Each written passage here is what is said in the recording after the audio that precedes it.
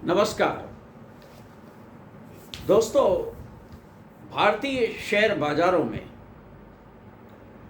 4 दिन की चांदनी फिर अंधेरी रात, इस तरीके का माहौल बनता जा रहा है। 4 दिन तेजी से बाजार गिरता है, उसके बाद 1-2 दिन बाजार सुधरता है और खासी अच्छी तेजी में बंद होता है और उसके बाद फिर हालात बिगड़ने लगते हैं। अब इन हालात में निवेशकों को क्या करना चाहिए? क्या वाकई बाजार में अब तेजी वापस लौटने वाली है? क्या दुनिया के हालात इस कदर पॉजिटिव हो गए हैं कि अब लोगों को जमकर निवेश करना शुरू करना चाहिए?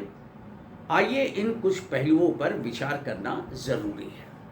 सबसे पहली तो एक बात यह है कि जैसे कल बाजार काफ़ी ज़्यादा तेज रहा।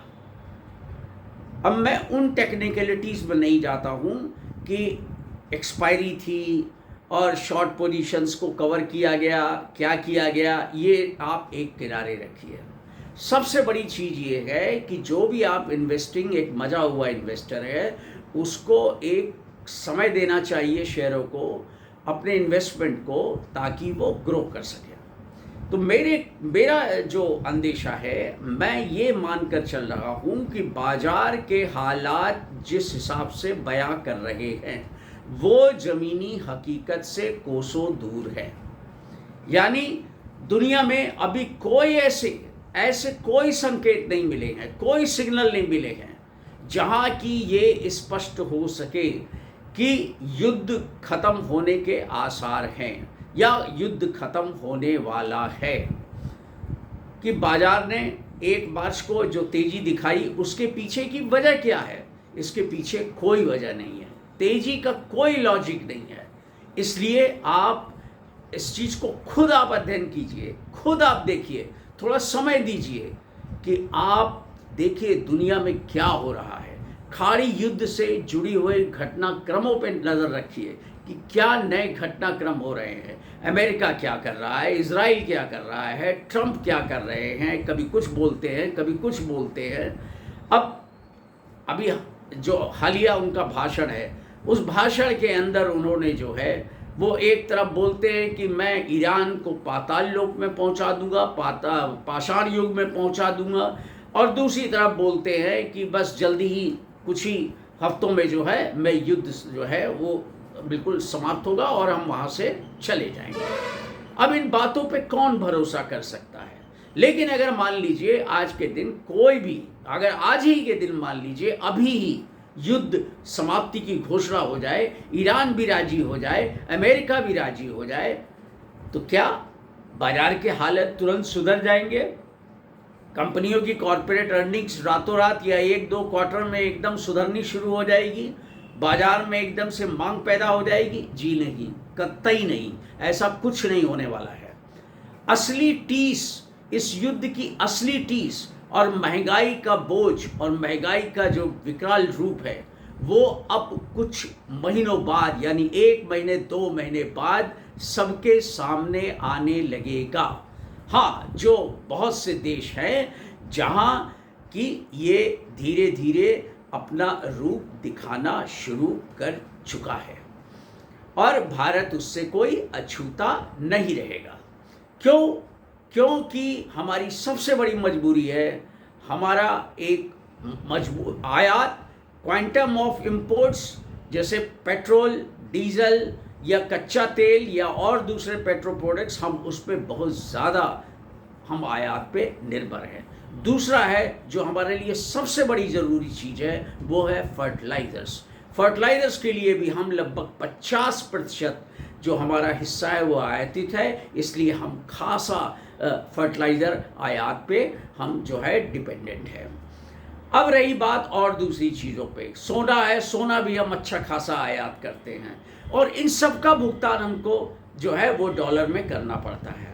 तो अब आप ये सोचिए कि एक तरफ एफआईआई जो है वो लगातार बेच के निकल रहे हैं, वो डॉलर का आउटफ्लो हो रहा है, दूसरी तरफ जो है हमारा इंपोर्ट बिल बढ़ता जा रहा है उससे भी हमें जो है ज़्यादा डॉलर देने पड़ेंगे, तो डॉलर मजबूत बना रहेगा।